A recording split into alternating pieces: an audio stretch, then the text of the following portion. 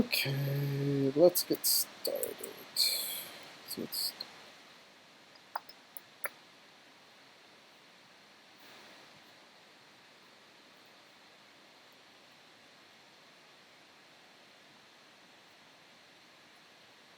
live.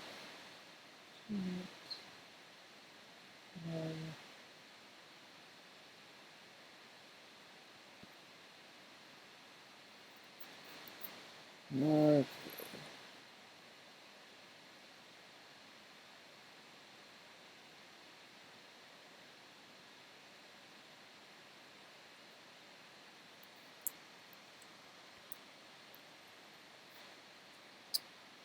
Okay, so we're going to be making a UI for Devtools. The basic thing that we're just going to be debugging is some Node.js app.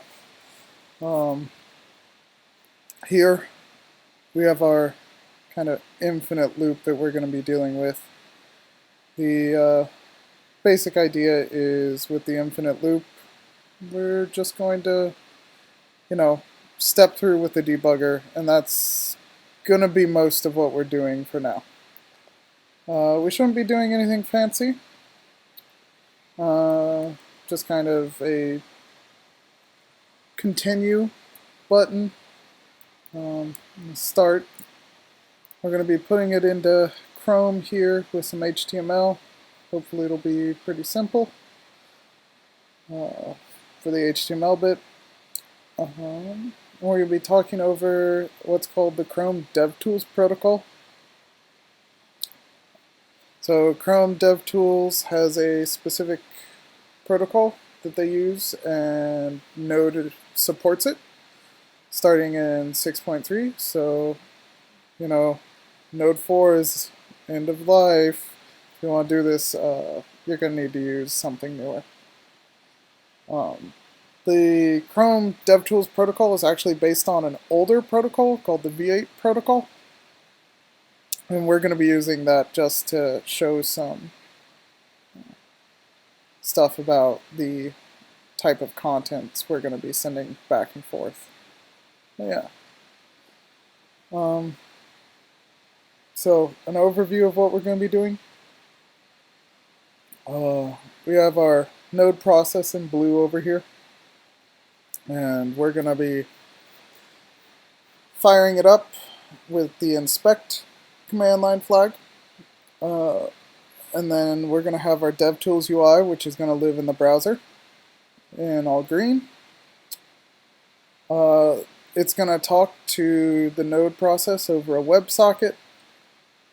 And we actually have to do some manual input for now, because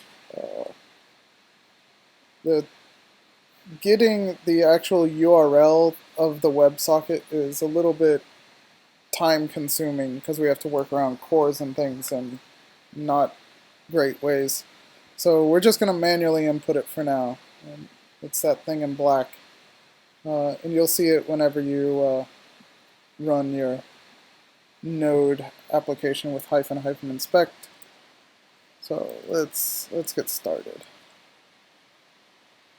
Let's jump to terminal for a sec so we can just explain what's going on here. So we had our application over here, node.js, whatever. Yep. And Node has two ways of running. There's inspect, which is what a lot of people use, and that is just going to start your Node.js app and run it pretty much as soon as it gets started. So yeah, if we do that, you see your WebSocket that you're going to want to connect to.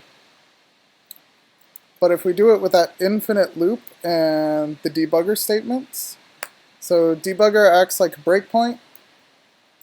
You'll notice it doesn't stop on those breakpoints. It just kind of continues forever. So if we go back to the source code, It should stop on any of these in theory if it's connected to some sort of Devtools. So -- inspect just creates the WebSocket for Devtools to connect to. It doesn't pause your app in any way or fashion. We're going to kind of get to that in a little bit. So we don't actually want -- inspect. We want its kind of sibling command line flag, if you want to call it. So we're running with -- inspect. It's not what we want. We want inspect brk for inspect and break on the first line. So instead of having an infinite loop, it's actually going to break before it even prints that it's started up. So in our code for this app, we got something which, before we get to our debugger statement even, should console.log something. But with inspect brk, it's going to pause before it even runs this line. Cool. So we didn't get that console log. Good. And so now the question is, now we have this debuggable app. We have it set up so that a debugger can connect to it. And how do we do that? And it very vaguely is hinting at what you need to do by saying the debugger is listening on this WebSocket port. And so what we're going to do is we're going to connect to that WebSocket port, and we're going to go and send it messages back and forth. The first thing we want to do is figure out how to make the app run. We don't want to actually do any fancy UI work. We just want to kind of be sure that we're talking correctly to it. So we're going to do this all in HTML because I'm a little bit lazy. So I have this HTTP server running in the same directory over port 8080. And we're gonna just go over here. We got our HTML file.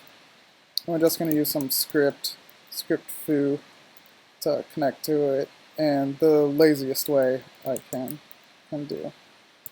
So we're gonna get a URL. It's gonna be something, and it's coming from here. No, copy pasta in the beginning isn't so bad. Okay. It's pretty huge though, so that's not great. We're gonna make a WebSocket because we want to talk to it. URL.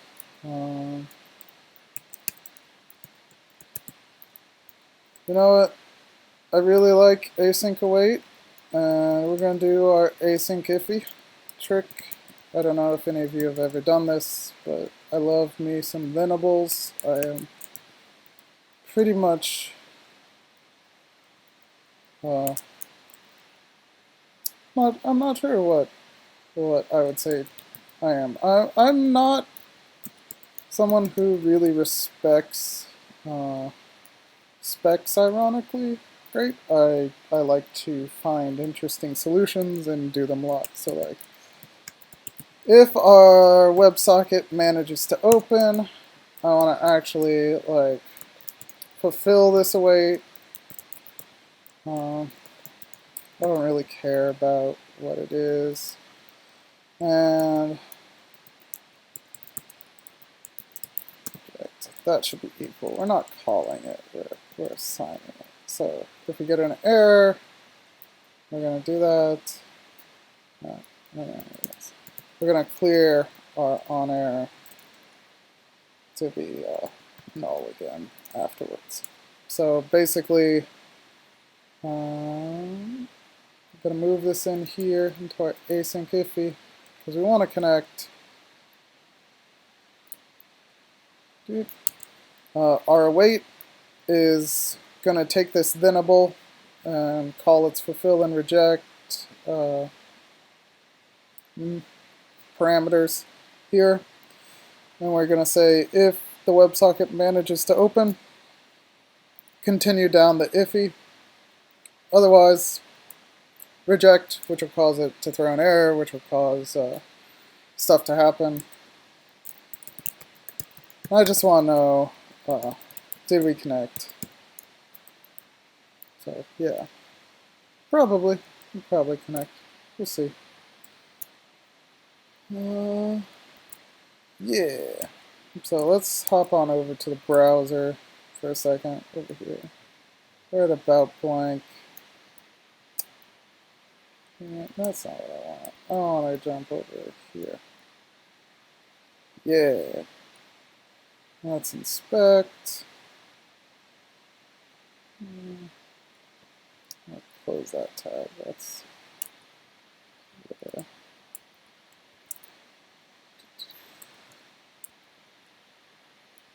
That's right. I'll refresh the page. Okay, it did. It got connected.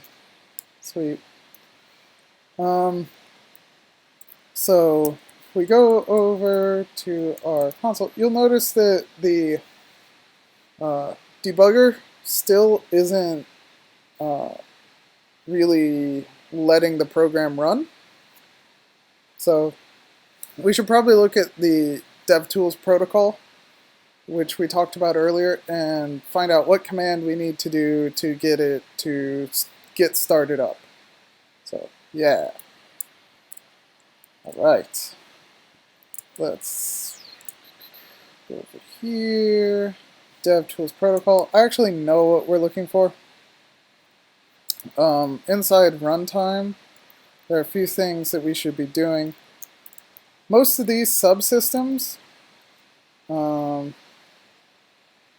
you generally want to call .enable. So we're going to enable it first. I don't think you actually need to for the very startup because it's a little catch-22-ish. But we're going to do it just kind of because I like to do things in order.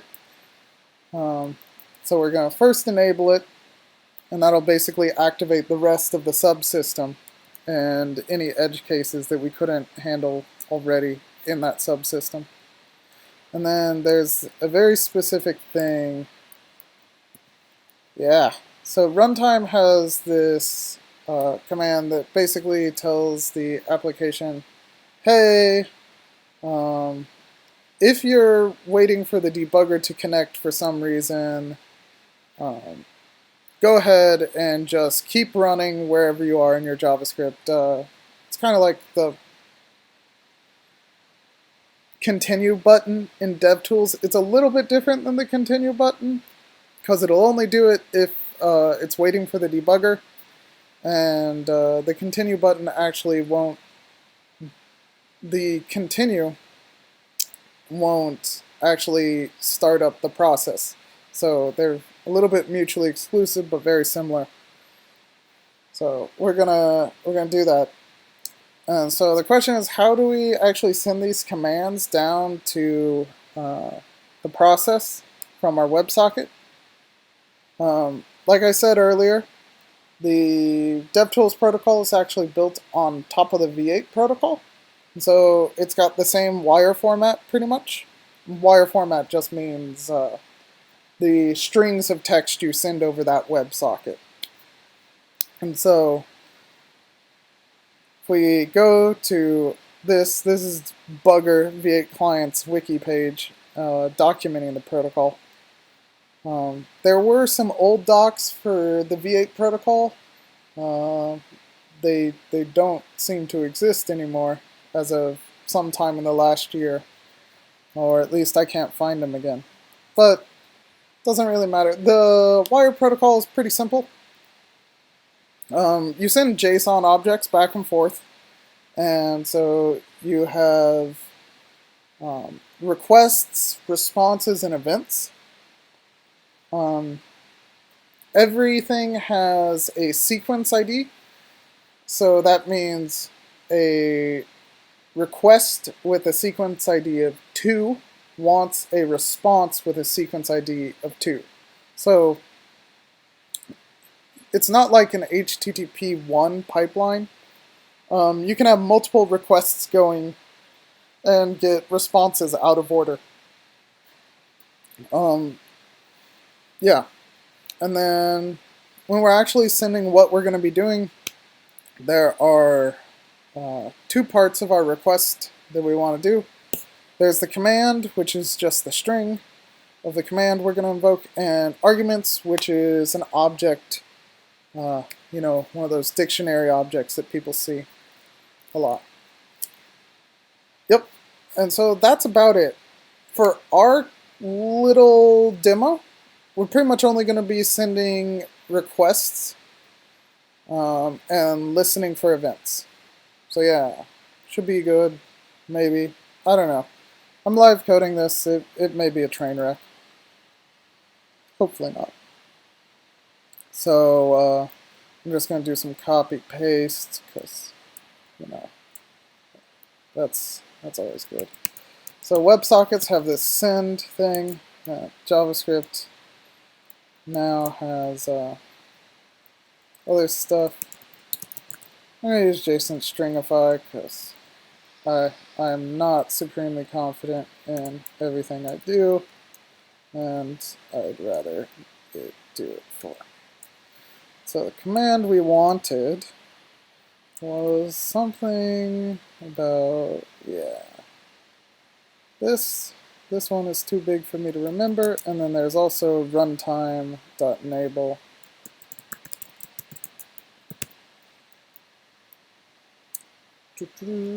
Sequence 1. So when I send these, it's not actually going to execute these in order. Normally you'd have to like await here, something going on. So that's going to get complicated really fast. But for this, I did say earlier that this specific command, the run if waiting for debugger, works even if the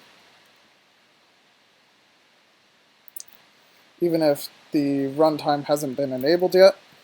So yeah. And I kind of just want to be sure whenever we get a message, I want to see what that message was.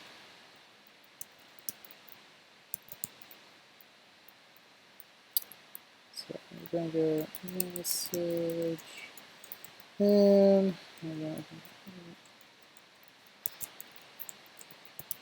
This is also kind of nice with the little shorthand for objects. You can use console dir and give it a name. It'll look less terrible when you print it, and it's a little less typing. So if everything holds true about this, we should get 2 messages back with responses to the enable, and I don't think actually run if waiting for debugger gets a response back. It might, I don't remember. It's been a few years. And our application should actually go and run. Hopefully. We're actually going to restart this. Well, I can show you what happens if we reload this tab. It'll reconnect to the same one. Oh, and yeah, it started. Good. Good, it works. Let's see what we got back. Message must have an integer ID property. Property? That's pretty funny. I think V8 has a typo somewhere. Sure. Is it not supposed to be sequence anymore? Is it supposed to be ID now? I bet that's it. Let's see if we can get this to not be complaining at me. So WebSocket address changes. There is a way to actually pick up this WebSocket URL with an HTTP endpoint. So Unfortunately, due to cores, I've briefly mentioned it. This is kind of a pain. Curls. There's this undocumented endpoint on this, which doesn't have cores enabled, so we can't use it just randomly. And if we go and we curl it, you can actually see a few things, like a Devtools URL. If you really need to connect to this, you can put that in your Chrome instance and connect to it directly. There's this ID. ID is generally what you want, and you'll take the host and port the Devtools, or the Devtools protocol is on, and you'll connect to it over WebSocket with that here. Interestingly, WebSocket debugger URL disappears if somebody's already connected. So there are some glitches until we get a newer V8 node about having multiple clients. That's fixed in Chrome 66, which is V8 6.6, which is newer than what's in stable node right now. So yeah, random knowledge. Okay, I gotta hurry. We're spending a lot of time on this. So yeah, copy, paste, there, copy, paste, there, copy, paste. We're okay. Let's see if this is still angry.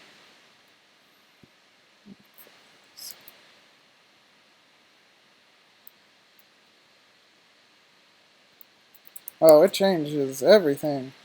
Method, property. And,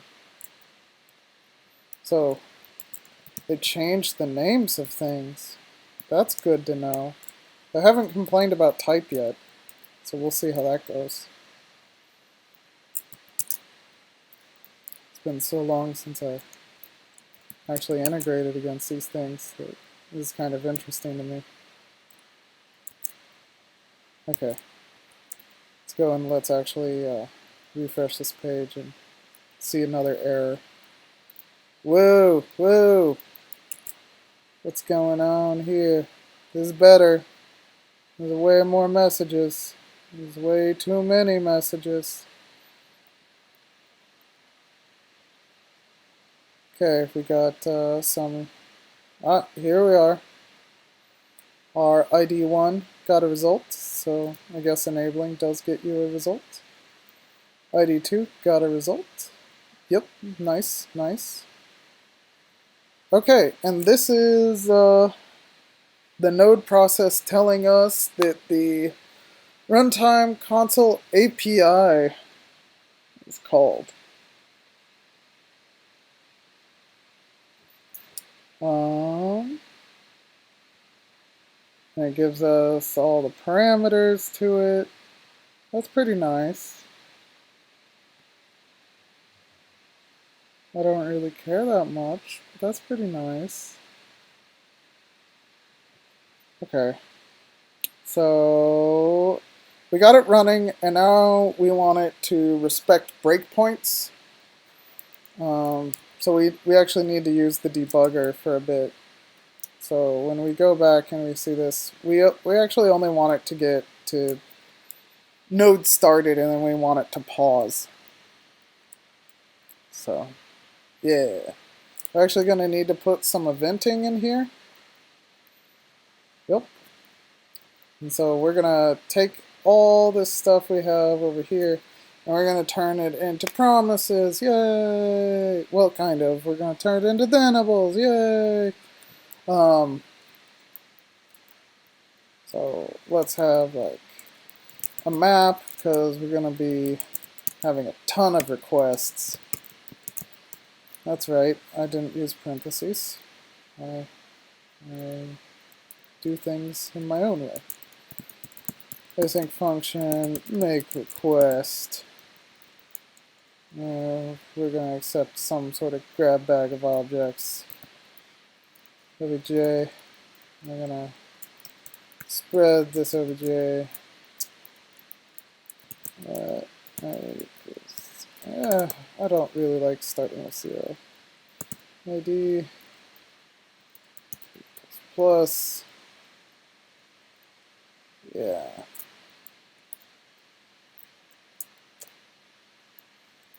We're gonna put it in here because I want it to have access to the WebSocket, and I don't want the WebSocket to be global.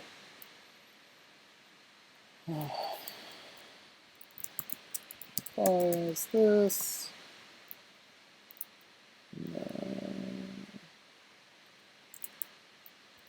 WebSocket dot send stringify body. That looks about right. Well,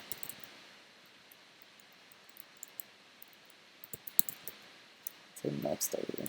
So ID equals next ID plus.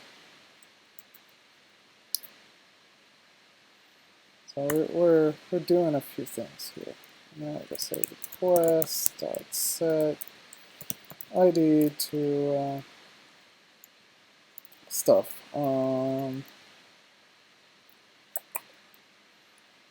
Yeah. So remember how I said we're going to use thenibles again? Yeah, then fulfill. Reject.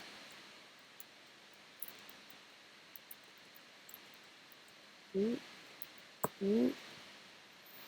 so we're gonna set this to the ID, and it's gonna have fulfill and reject. Who would have guessed it? Well, this is actually just me being kind of a jerk. I shouldn't be so sarcastic. So yeah, when we send it, we also want to be sure that requests have something to fulfill and reject. Really, we want whatever it fulfills or rejects to return out. Yeah, so there's that. There's this. We're going to modify our on error here and our on message. So on error, we get some stuff. We're going to do data.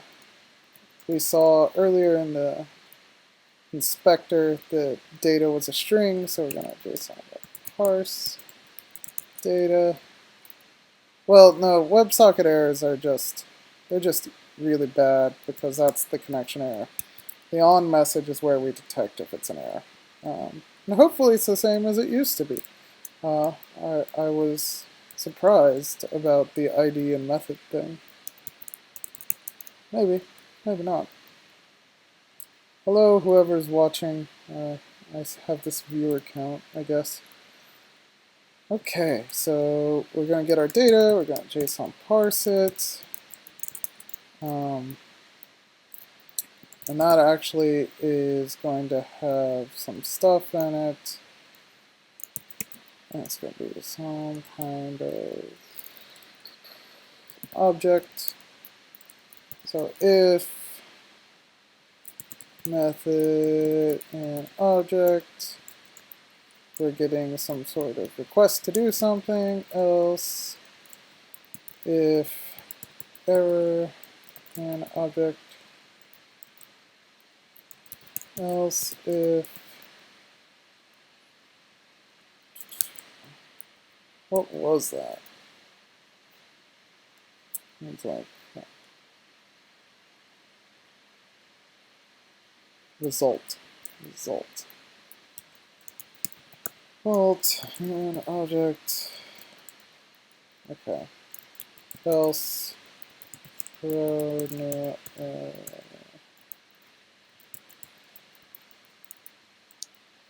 data. So we're just going to throw the JSON that we parsed because we're very confused if that happens. Cool. This isn't super robust if Node was to send a message bigger than the WebSocket window. I don't think we're going to see that right now, so we're probably good. Maybe. We're not doing anything with methods right now. If error, it's an object. Object should have an ID. So what was it? Requests. Requests.get j.id .reject j.error. Okay. Request.get j.id.fulfill j.result.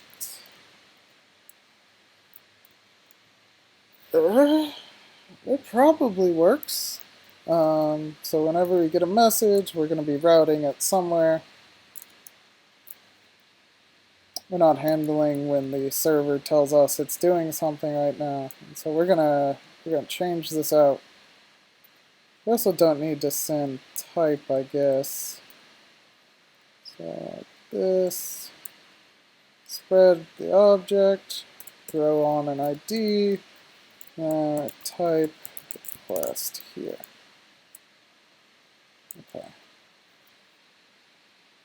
What was this called again? Make request?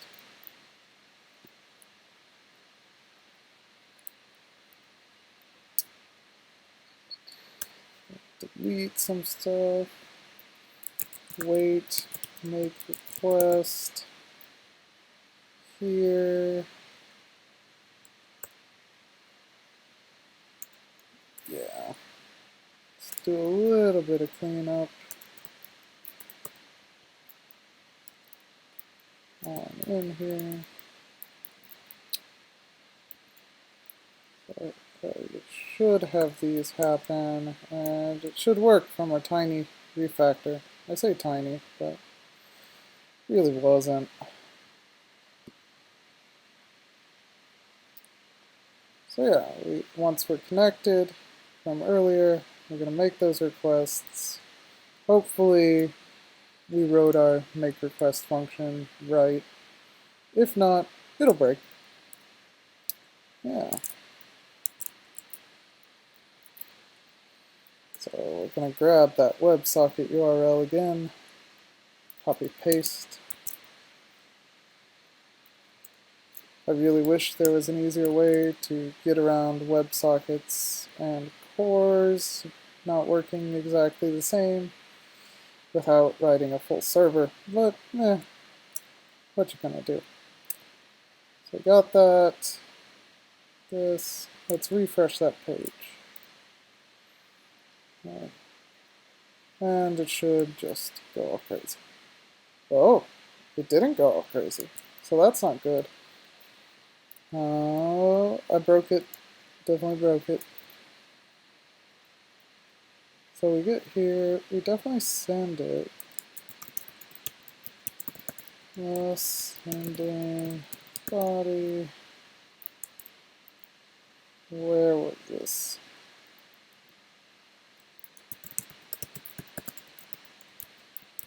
Receiving data. I don't know what we're receiving. Let's do this. Got that. Swap it out again. Refresh. Everybody knows that. So it sent that.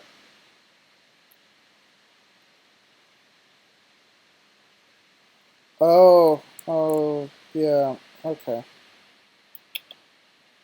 I don't want to await that one first, because I think it won't start responding until we call that runtime method, run if waiting for debugger.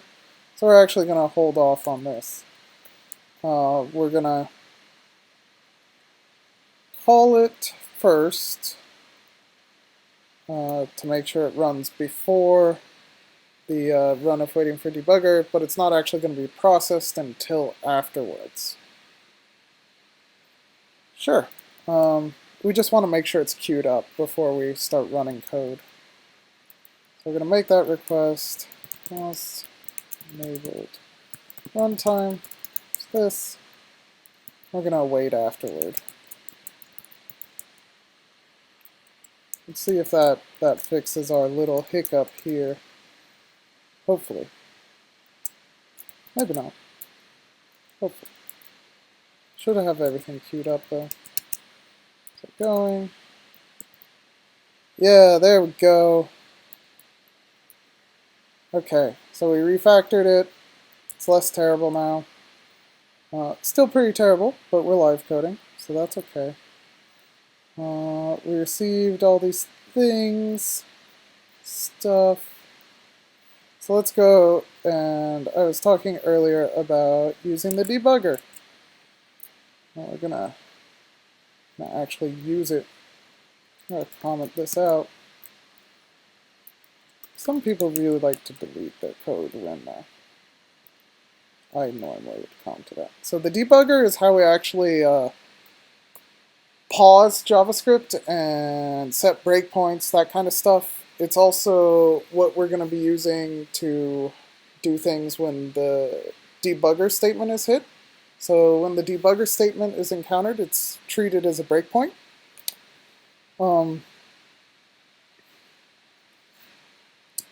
Yeah. We're going to go and we're going to enable this debugger domain, subsystem, whatever you want to call it. And we're going to have a few things go on. One, we're going to enable breakpoints because they are disabled by default. And that is... I know they've got the uncaught something. Set pause on exceptions and set breakpoints active.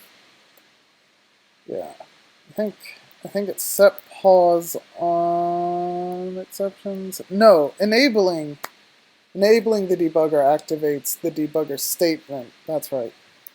It's been a while. Okay, so kind of same deal here. We're gonna actually change this to be, promise.all. I don't really care in what order. We enabled the debugger and the runtime and all these things. I just I want them all to be enabled because I'm a little lazy. It's a theme. So I wanna make sure we've finished initializing here. Should stop on the debugger statement now that the debugger is enabled before we run if waiting for debugger. So way back when I was saying we should only see node started and a couple things in our console on the browser. We'll see how that goes. We've made good progress, and pause and start button aren't too far away. The real hard part is just getting things initialized and set up, I think. Okay, let's copy pasta. Right, paste here. I'm gonna actually close that. That's way out of date. So when I refresh, what happens? I get it connected. It's good. Notice telling me the debugger that got attached. It's also good. Something went wrong. Sending, receiving. Oh! Huh. We're actually not printing that we received anything. Okay, I'm just going to refresh this page. Oh. Stop though.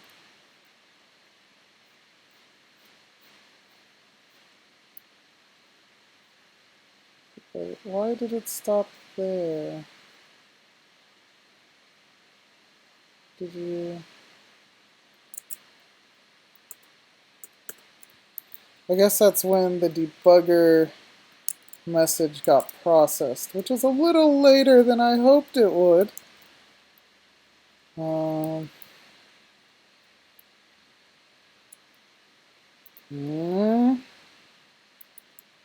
let me reorder things a bit.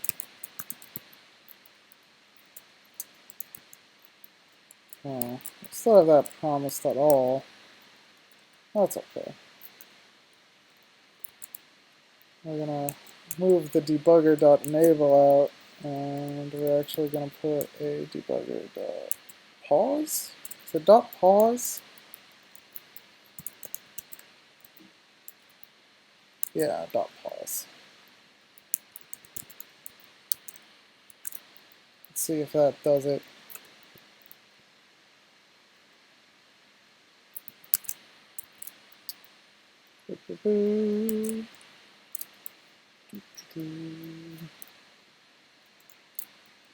Oh, not a copy.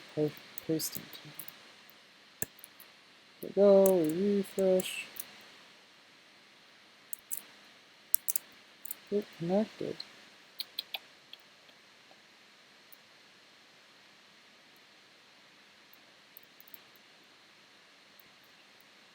So that didn't change anything. So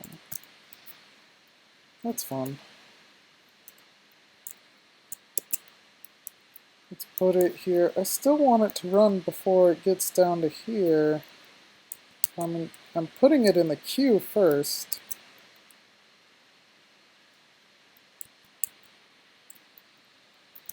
Not sure why it's not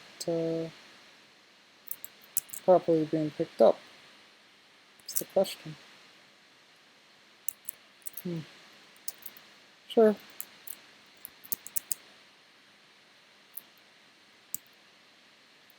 Oh, oh-ho!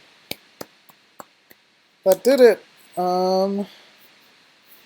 Debugger gets paused immediately. So we didn't even get to that console call. We do want it to actually go and do that. So after we finish initializing everything, wanna debugger.continue. I think it's .continue. Is it .continue?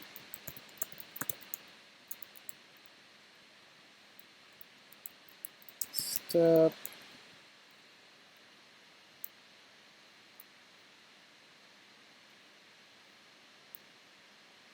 It's not pause. Resume. Ah, there it is. Thought something was weird.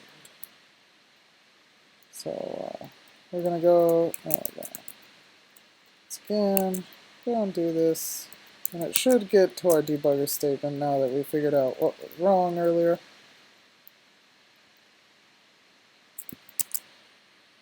Okay.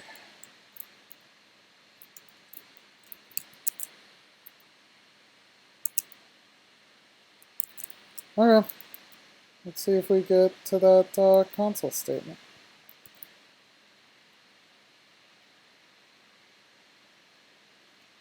It's a lot more stuff going on.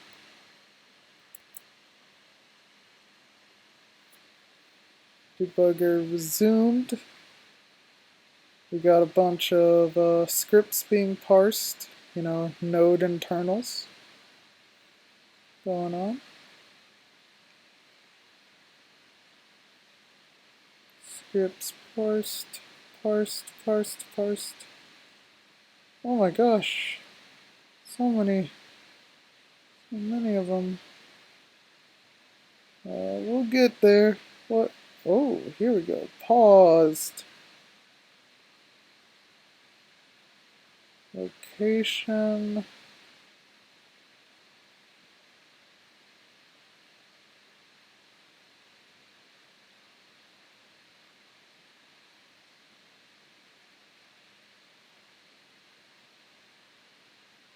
Break on start. Not sure what that means.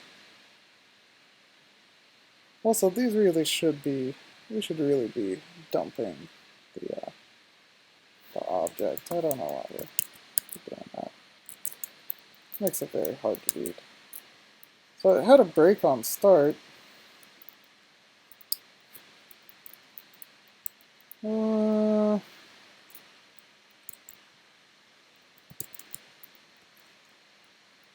So it had that reason thing.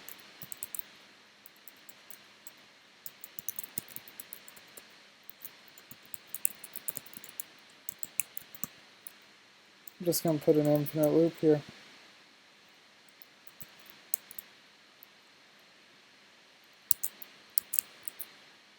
Let's break on start, right?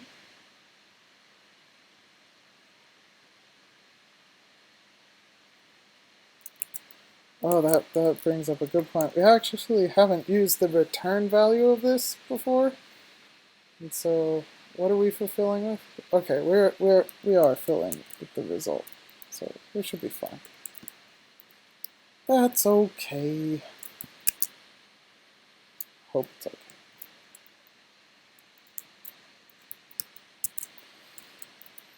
My dog's huffing at me apparently, so she's bored.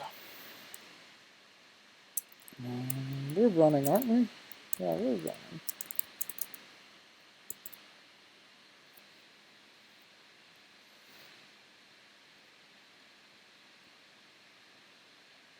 Paused.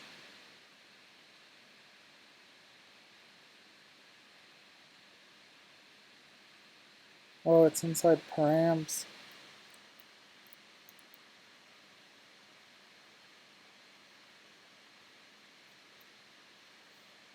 Oh, I see what's going on. This is different. So we need to actually tell it to resume when it gets debuggered up paused. So we're going to take cheater's way for now. Yay!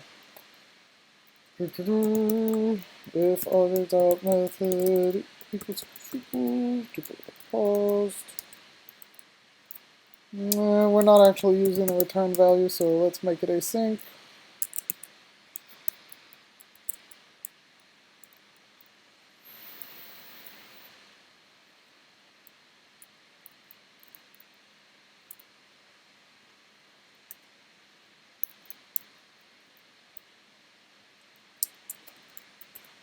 Yeah. Let's remove that loop that we just added. Maybe that'll do it. So whenever we're paused, we're going to start back up. Not exactly what we want. Yeah. If object.claims.reason.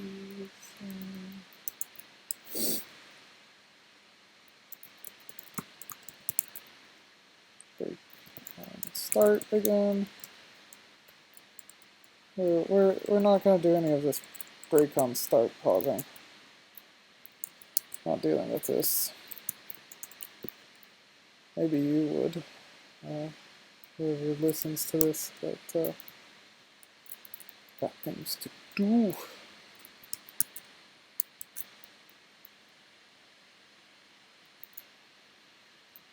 Yay! Okay, so we got past the evil of the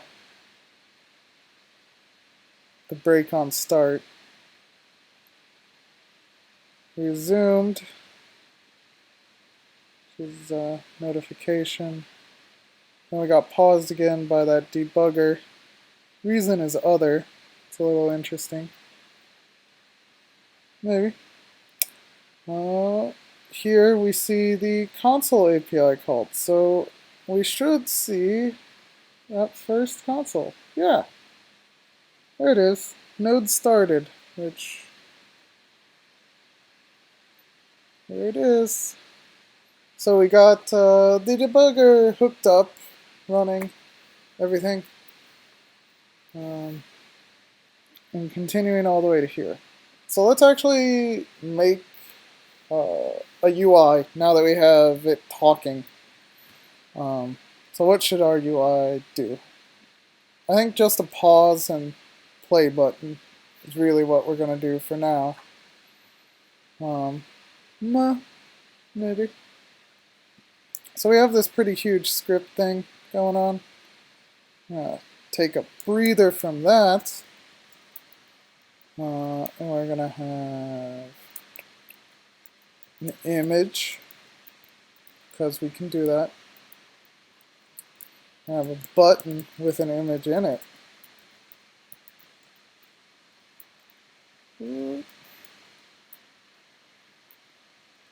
I don't know if anybody really knows that button has a type button, but it does. Another random fact. Maybe you like it, maybe you hate it. By default, we're going to think we're... Which would be? By default, we're going to show that you can play it. I don't know, maybe. Let's just make sure. Yeah, it's a big play button. Doesn't do anything. Let's give this an ID, because I like IDs. Equals pause for play. So here we are. Dog, what are you doing?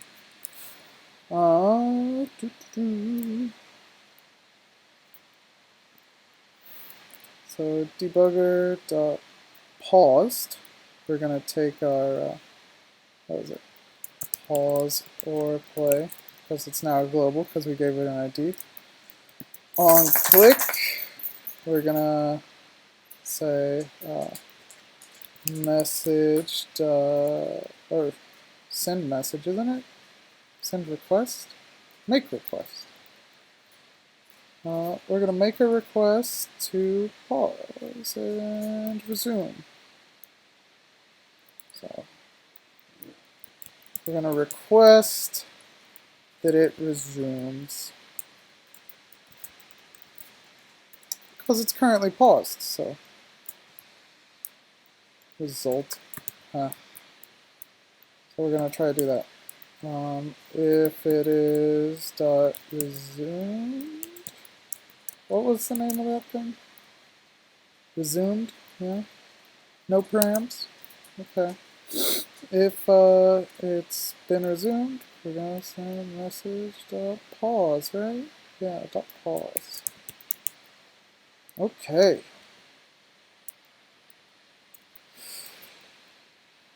Hopefully it works. Maybe it does. Maybe it doesn't. I'm going to say, since I'm running a bit low on time, button image here. I need to actually change out the images. Button image.source equals play.png because it's about to resume, and pause.png because it's about to pause. Will this work? Maybe. If so, I'll have actually made a debugger UI, and I will be pretty happy. Pretty happy. We got that going on. Let's clear that out. Oh. Oop. So we paused. When we press play, we should just get one every time we click it, pretty much. Oh yeah, the loop started, I think? Yeah. Okay. So now we should just get loop I++ every time we do it. Yay! Do we get it for this one?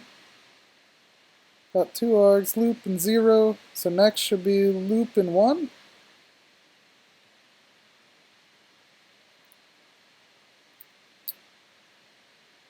We did it! Yay! So cool. We're almost done. There's one last thing. I got like 5 minutes time I was willing to give to this. Let's see how fast I can code HTML with terrible things that you shouldn't do in any real-life situation. Text area, we're going to give an ID of REPL, and what are we going to do? We're going to have a button ID, just run it. Got to have that type equals button to avoid a refresh. Run. So here, and then we gotta actually go and make stuff. Dog, chill out. Okay, just wait a second. I'm almost done. So once we have everything set up and initialized, we are going to. No, before we're initialized, we should set this up. So when run it is clicked, run it, on click equals this thing. We actually don't really care about it. We're going to grab the text from REPL value.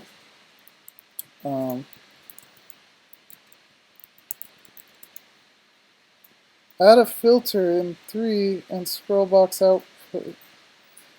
Oh gosh. I think I'm just barely gonna get done with this this REPL thing.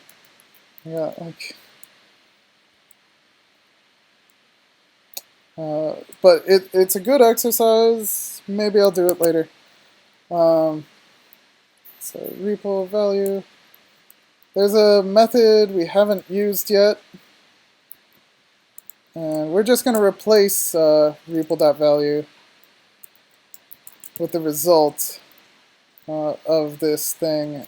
So response equals this runtime.evaluate. Now I feel very suddenly rushed. This is on the global object. That's not what I want. I want it call frame. There's a specific thing. Is it in the debugger? Evaluate on call frame. Call frame identifier. So debugger. Evaluate on call frame. And then params. It's going to be an object. What do you take? Some expression group. Nope. Don't care. Turn by value, silent. Nope. We don't want the command line API. We just really want the expression. Text. And we want call frame ID. I think they were always in order, but let's double check. Should be under a paused. Should show me call frames. Ordinal 0.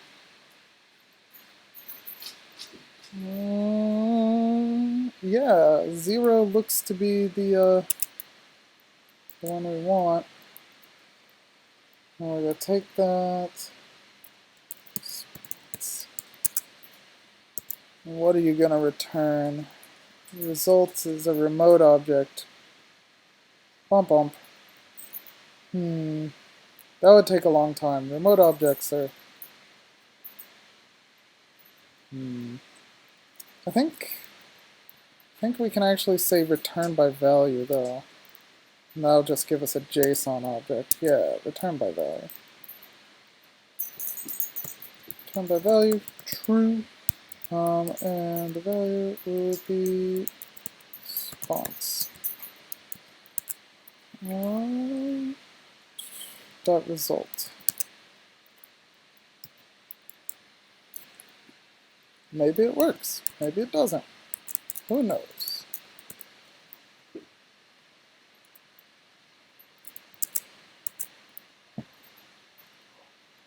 Oh, I actually need to go and update that code. I'm really getting tired of the copy paste, but we're almost there. Void is only valid in an async function.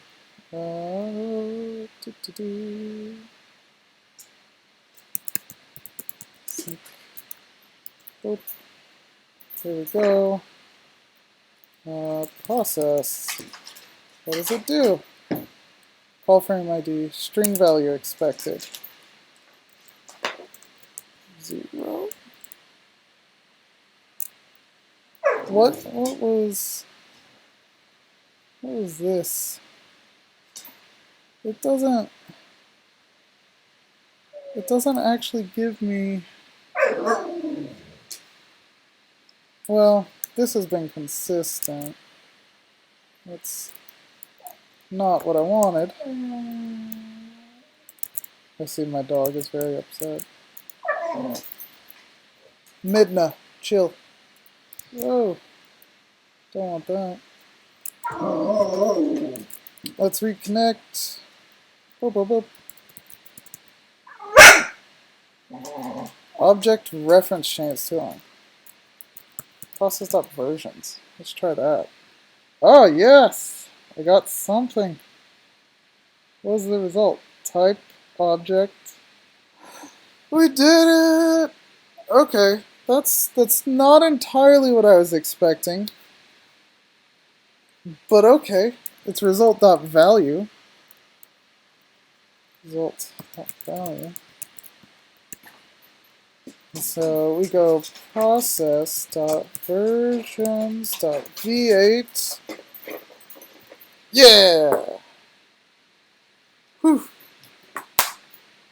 So 3 minutes over my hour slot, but we did it. And we only got the dog slightly upset, apparently. So yeah, hopefully it was a bit of learning done. I know the code is a bit messy. I'll try to put it up on GitHub and edit this video once it finishes being streamed to the recording. It'll be good. Okay.